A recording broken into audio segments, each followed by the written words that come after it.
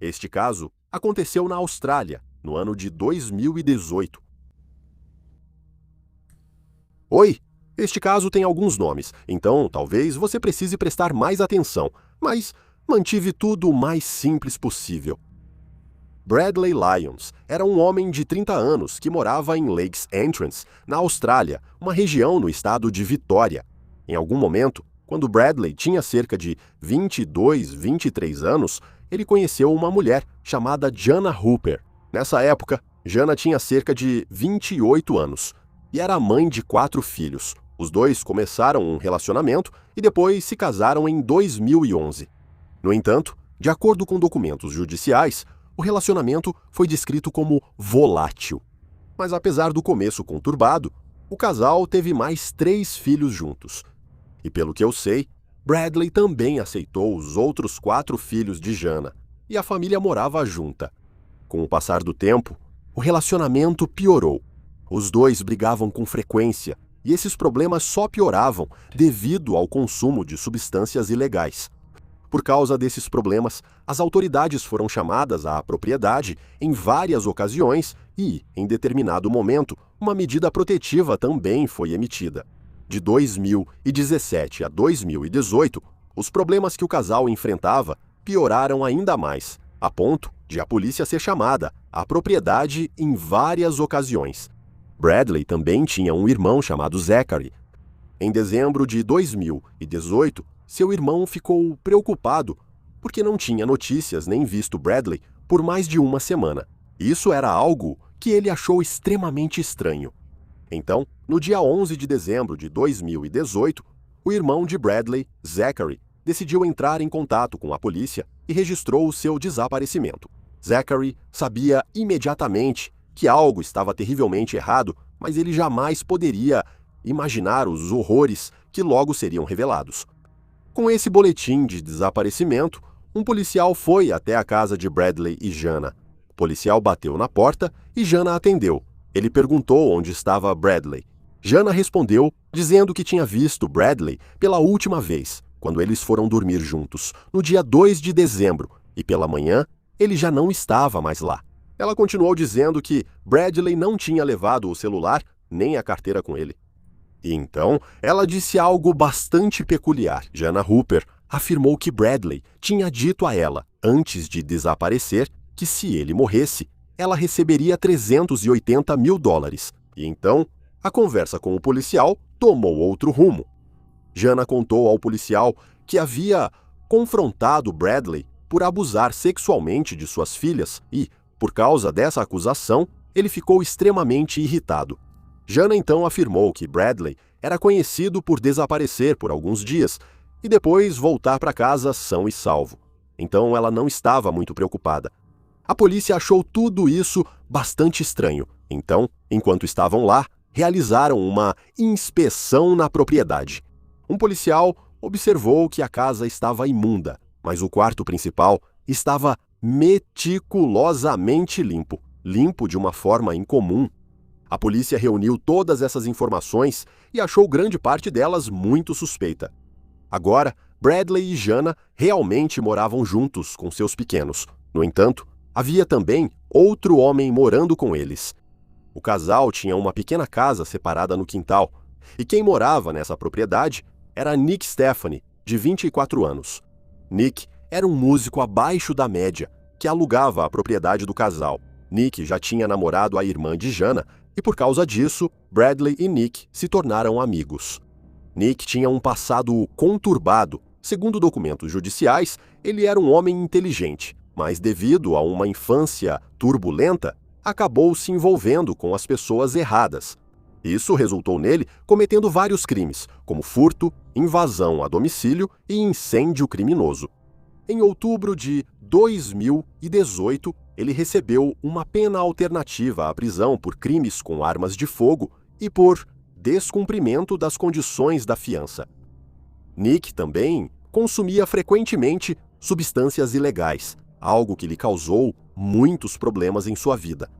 No dia 13 de dezembro de 2018, 2 dias depois que Jana deu seu depoimento, Nick também foi interrogado pela polícia. Ele afirmou que um dos filhos de Jana havia confidenciado a ele, dizendo que as meninas tinham sido abusadas por Bradley. Nick Stefani afirmou que nunca viu Bradley no dia em que ele desapareceu. No entanto, no dia seguinte, ele foi até a casa de Bradley e Jana, onde Jana lhe disse: "Ele me deixou, ele nem me ama." Essas histórias não convenceram a polícia. Eles acreditavam que Jana e Nick sabiam mais, mas estavam encobrindo seus rastros. Alguns dias se passaram sem nenhum sinal de Bradley em lugar algum. Então, a polícia decidiu cumprir um mandado de busca na casa de Jana na quarta-feira, 19 de dezembro de 2018. Enquanto os investigadores recolhiam provas, eles fizeram uma descoberta horrível. Eles encontraram manchas de sangue na parede do corredor. O sangue parecia ter sido limpo, mas restaram alguns vestígios. Com a descoberta, os policiais quiseram pressionar Jana mais, esperando um deslize. Era óbvio que havia indícios de crime. Na entrevista, Jana fez afirmações estranhas. Primeiro, ela contou a mesma história que já tinha dito aos policiais antes, alegando que não via Bradley desde 2 de dezembro de 2018. Mas os policiais deixaram claro que não acreditavam na história dela. E com isso, ela mudou sua versão dos acontecimentos. Jana, então, afirmou que 5 ou 6 pessoas entraram pela porta dos fundos e a forçaram, sob a mira de uma arma, a ir para o Jardim dos Fundos. Essas pessoas levaram Bradley, e foi a última vez que ela o viu. Mas era tudo o que estava disposta a contar à polícia. A polícia continuou a investigação por vários meses e conseguiu encontrar vários outros suspeitos, amigos de Nick. Esses eram Albert Thorne, Ricky Smith, Jordan Bottom, Jaden Ball e Alec Harvey. Vamos começar com Albert Thorne. Albert era um homem de 58 anos que morava na região e era amigo de Nick. Após algum trabalho investigativo, a polícia suspeitou que Albert poderia ter algo a ver com o desaparecimento. Albert tinha muitas terras, então um mandado de busca foi emitido no fim de dezembro de 2018. Na sua propriedade, a polícia encontrou um galpão e o chão do galpão parecia ter sido recém-pintado. A fazenda onde Albert morava era descrita mais como uma favela rural, cheia de galpões, trailers e carros. Na propriedade, Albert também tinha um tanque de concreto que usava como bunker para festas. Aqueles que frequentavam suas festas eram significativamente mais jovens do que ele na época, geralmente na casa dos 20 anos. Então, quem exatamente é Albert Thorne? Bem, não se sabe muito sobre ele, além do fato de que ele fazia parte de um grupo de justiceiros que ele e Nick haviam criado. Esse grupo foi criado para encontrar pessoas que aliciam crianças e levá-las à justiça, o que, é claro, parece uma causa nobre. Albert tinha uma tatuagem gigante de 2 armas cruzadas nas costas, com as palavras Australian Freedom Fighters. Esse era o nome do grupo de justiceiros deles. Enquanto sua propriedade era revistada, Albert foi interrogado. Albert afirmou que Nick Stefani havia confidenciado a ele, dizendo que acreditava que Bradley estava prejudicando os filhos de Jana. Albert afirmou que Nick havia procurado o seu conselho sobre o que fazer, mas garantiu à polícia que não tinha nada a ver com o desaparecimento de Bradley e, com isso, Albert foi liberado. A polícia passou a questionar o que ocorreu. As coisas faziam sentido. Bradley foi acusado de prejudicar os filhos de Jana, e Albert e Nick faziam parte de um grupo de justiceiros criado para impedir essas pessoas. Eles se perguntaram se Bradley havia sido assassinado por esse grupo. As coisas logo viriam à tona, e os horrores que Bradley suportou logo seriam revelados. Em março de 2019, Albert conversou com um vizinho e fez comentários de que sabia o que havia acontecido com Bradley. Essa informação foi então repassada à polícia. Albert foi posteriormente preso no dia 13 de março de 2019, meses após o desaparecimento. Foi aqui que Albert admitiu que teve participação no desaparecimento. Ele admitiu que ele e outras pessoas sequestraram Bradley e o colocaram na parte de trás de um carro. Durante o interrogatório, Albert explicou que um homem chamado Jordan Bottom morava em um trailer em sua propriedade. Albert afirmou que Jordan também era responsável pelo que aconteceu com Bradley. Na manhã seguinte, Jordan Bottom foi preso e levado para uma delegacia para ser interrogado. E imediatamente ele confessou. Ele contou à polícia o que eles já suspeitavam há muito tempo. Bradley havia sido morto. Depois de confessar, Jordan Bottom concordou em levar a polícia até o local da sepultura. Em uma área isolada, o corpo de Bradley, já em avançado estado de decomposição, foi exumado do túmulo. O corpo dele estava em um estado horrível. Estava claro que ele havia sido torturado de forma extrema. Apenas 98% do esqueleto dele foi recuperado, com ambos os pés faltando, metade de uma das mãos cerrada e ossos do pescoço ausentes. Jordan então continuou confessando, implicando várias outras pessoas. Com isso, Albert, Jana e Nick Stephanie foram presos, junto com Ricky Smith, Alec Harvey e Jaden Ball. O que ocorreu com Bradley foi descoberto durante o interrogatório. Esta é a narrativa oficial. Então, Bradley e Jana vinham enfrentando alguns problemas no casamento. Para se vingar dele, ela contou a Nick Stephanie que Bradley havia abusado de suas filhas e que talvez até tivesse engravidado uma delas. Ela chegou a afirmar que Bradley havia filmado seus crimes e colocado os vídeos na Dark Web para todos verem. Essas acusações deixariam qualquer um furioso, com razão, mas esse é o problema.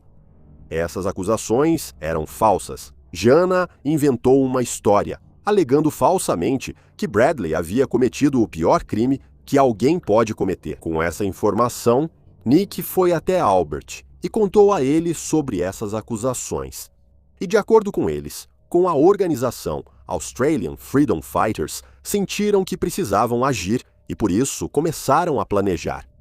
Na noite de 1º de dezembro de 2018, um dia antes de Bradley desaparecer, foi realizada uma reunião no tanque de concreto, onde Albert costumava dar festas. Nessa reunião estavam Jordan Bottom, Nick Stephanie e os outros que mencionei. Todos concordaram que algo precisava ser feito em relação a essas acusações. O plano era atacar Bradley, forçá-lo a confessar e depois entregá-lo à polícia. Todos concordaram em agir. Durante a noite, eles se comunicaram por mensagem de texto e Jana foi informada do plano. Ela também estava envolvida nisso. No dia 2 de dezembro, Albert foi a uma loja e comprou 2 balaclavas e 2 rolos de fita adesiva. O grupo então foi até a casa de Bradley. Albert, junto com Nick Stephanie, Ricky Smith e Alec Harvey, entrou na casa de Bradley pela porta dos fundos. Nesse dia, Jana havia planejado que as crianças ficassem na casa da mãe dela.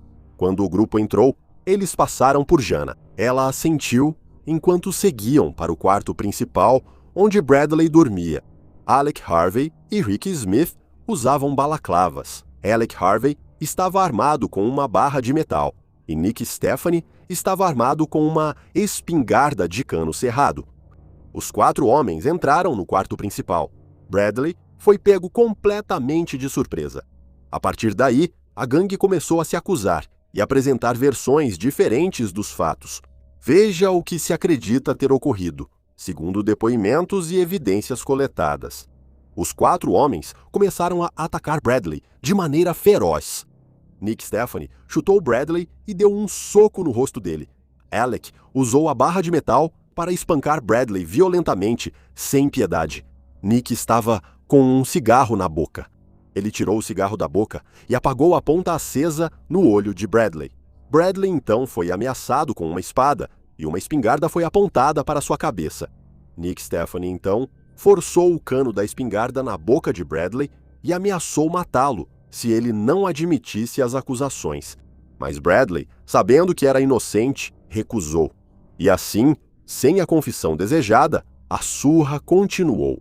Um dos homens, então, usou um isqueiro para queimar a pele de Bradley, e após alguns minutos, Bradley foi deixado sangrando e gravemente ferido pelo ataque brutal e prolongado. Mas isso era só o começo.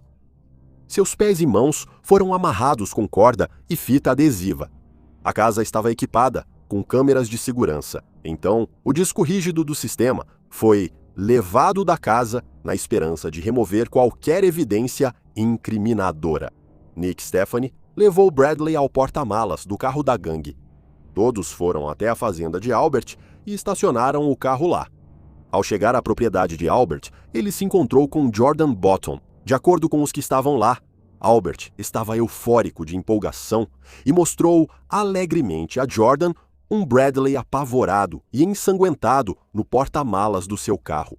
Jordan Bottom tinha uma namorada chamada Jessica McFarlane. Os dois moravam juntos na propriedade de Albert. Jordan contou para Jessica sobre Bradley no porta-malas do carro. Jessica, mais tarde, testemunhou que foi até o carro e bateu no porta-malas. Depois de bater, ela ouviu alguém gritar. Ela ouviu Bradley gritando: "Me tira daqui ou me mata agora." Esse caso aconteceu em dezembro, que é um dos meses mais quentes da Austrália.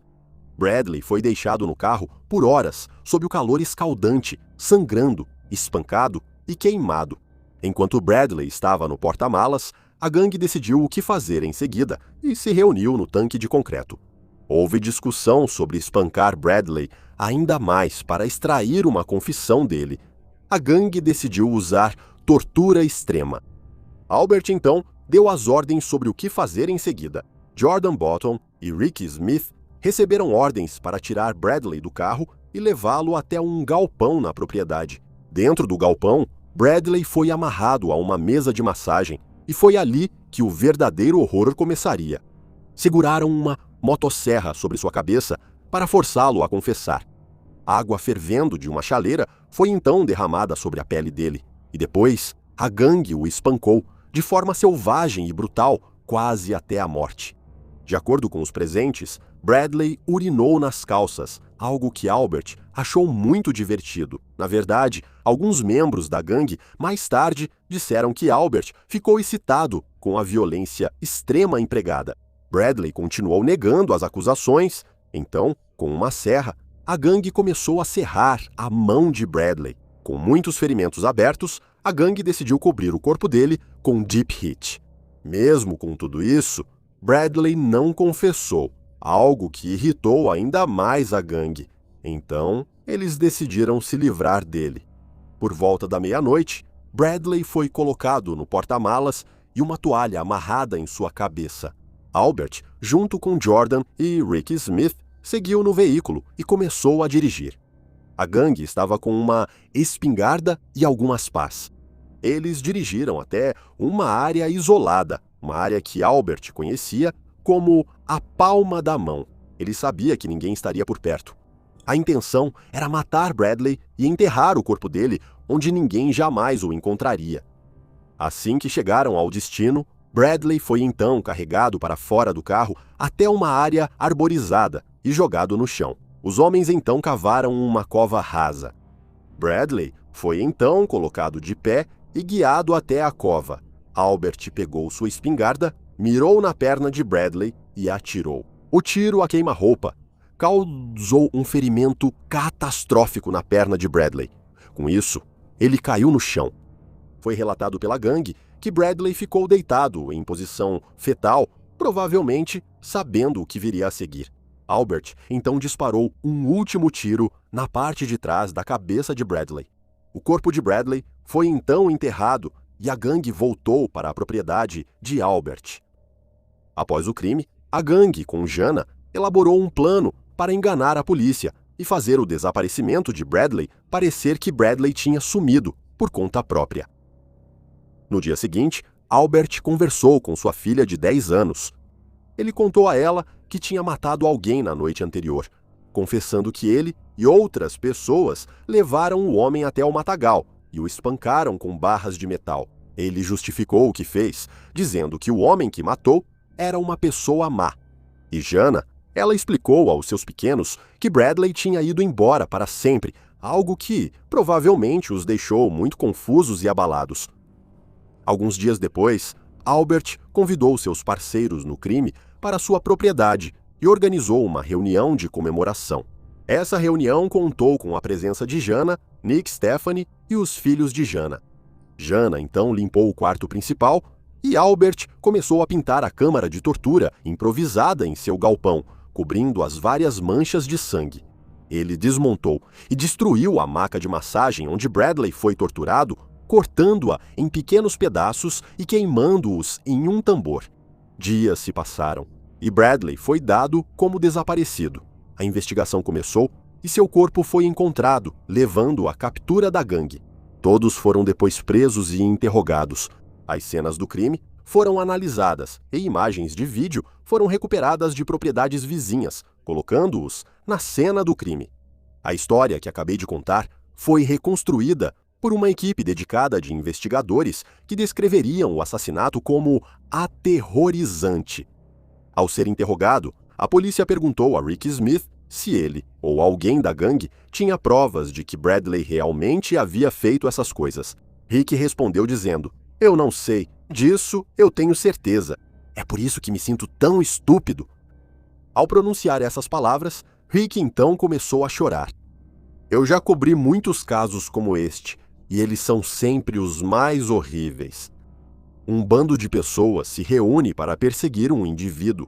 As coisas saem do controle e o que vem a seguir é a violência mais extrema." Bradley, até o fim, nunca admitiu essas acusações e não há absolutamente nenhuma evidência que sugira que ele cometeu os crimes dos quais foi acusado.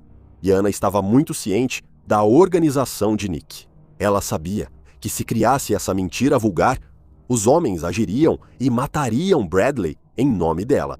Nick Stephanie, Jordan Bottom, Rick Smith, Albert Thorne, Jana Hooper, Jaden Ball e Alec Harvey todos se declararam inocentes das acusações de cárcere privado, sequestro e assassinato, e os julgamentos começariam em breve.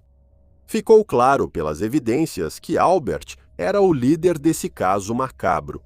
Durante o julgamento, Albert disse: "O principal, no fim das contas, é que eu estava tentando fazer a coisa certa, mas acabei fazendo do jeito errado.